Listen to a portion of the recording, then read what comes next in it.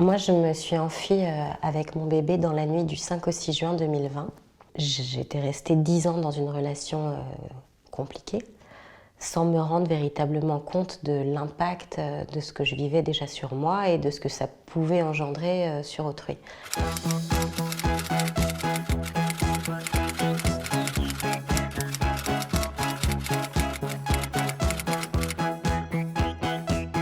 Le féminicide n'arrive pas quand la femme est totalement soumise. Le féminicide arrive quand la femme part et qu'elle ne veut plus être l'objet de possession de celui qui croyait la posséder pour toujours. Lorsque je me suis retrouvée à vivre chez mes parents quelque temps, j'ai commencé à prendre conscience déjà de ce que j'avais vécu et à essayer de savoir si j'étais folle, s'il y en avait d'autres, des personnes comme moi, qui avaient grandi finalement avec toutes les cartes en main et qui n'avaient pas réussi à avoir une vie à la hauteur de leurs rêves.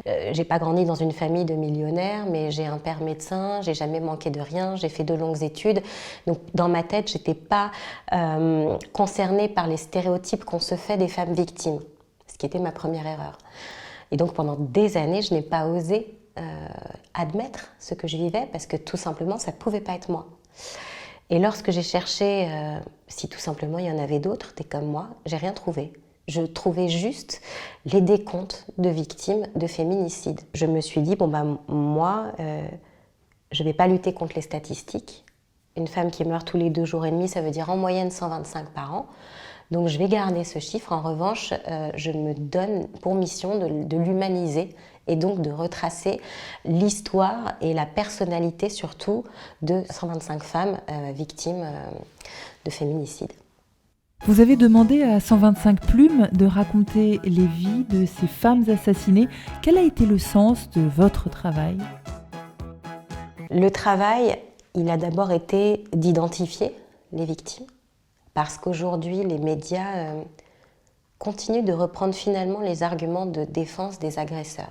Il est devenu fou, il voulait qu'elle l'aime, c'est il, dans les articles. Et finalement, la part sur la personnalité de la femme, elle est très très très minime. Généralement, il y a un prénom, il y a le lieu de la mort et pas grand-chose d'autre. Au-delà des chiffres, comment réhumaniser ces femmes sacrifiées ? Ce qui était important pour moi, c'était de créer un lien. Voilà, de créer un lien et d'avoir le regard des personnes qui ont le plus aimé celle qui n'est plus là, qui connaissent le plus d'anecdotes et qui en tout cas sont témoins du décalage entre la petite fille qu'elle était et la femme qu'elle est devenue. Qu'est-ce qui apparaît de commun entre toutes ces victimes de féminicide ? On est élevé dans l'idée qu'on ne sera femme que lorsqu'un prince viendra nous sauver. Et je fais toute une analyse comme ça du syndrome de la princesse. Et j'ai eu beaucoup de femmes dont les films préférés étaient des Walt Disney. Ça peut paraître bête, mais c'est vrai. Des films romantiques, des femmes qui voulaient sauver l'homme avec qui elles étaient. Donc voilà, beaucoup de femmes qui voulaient être aimées. Et surtout, finalement, des femmes très fortes. C'est-à-dire qu'elles sont souvent tuées quand elles décident que c'est terminé. Comment fuir l'homme violent ? Dans mon cas, et j'ai appris par la suite que c'était souvent le même schéma, c'est la naissance de ma fille, où finalement je voyais à travers son regard ce qu'elle voyait de moi. Et l'image que je lui renvoyais me terrifiait, non pas la violence qu'elle voyait, mais j'étais terrifiée à l'idée de voir grandir devant moi une future victime. Voilà, et je me disais, mais si elle considère que c'est normal de se faire menacer de mort parce qu'on a laissé 3 miettes de pain sur la planche à découper, c'est quoi son avenir ? Quel message doit-on passer à nos filles ? Je pense qu'il faut qu'on apprenne à nos filles à avoir des rêves qui jouent en notre faveur.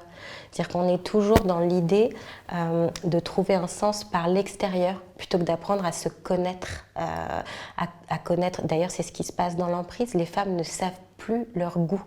Elles ne savent plus qui elles sont. Et la seule façon de sortir de l'emprise, c'est de réapprendre à savoir mais qu'est-ce qui est moi, qu'est-ce qui est pas moi, puis d'accepter que tout cela change avec la vie. Et je crois que de la même façon qu'on devrait faire un enfant que lorsque l'on a trouvé le sens de sa vie et non pas pour trouver un sens à sa vie, tout le reste de notre rôle de femme devrait obéir à cette règle aussi. Et in fine, que voyez-vous dans cette matrioshka Sarah Barouk? Il y a l'avenir. Et je crois que c'est exactement ce que j'ai envie de dire. On veut découvrir l'avenir, il faut oser regarder ce qu'il y a à l'intérieur. Et de la même façon qu'on a besoin de comprendre l'intégralité d'une situation pour obtenir un jour la paix, il a été évident pour moi qu'on ne peut pas être une féministe qui se donne pour mission d'arriver à une égalité paisible entre hommes et femmes en excluant les hommes. Donc il y aura un tome 2 à ce livre qui sera l'exploration de la partie masculine de ces sujets. Matrioshka.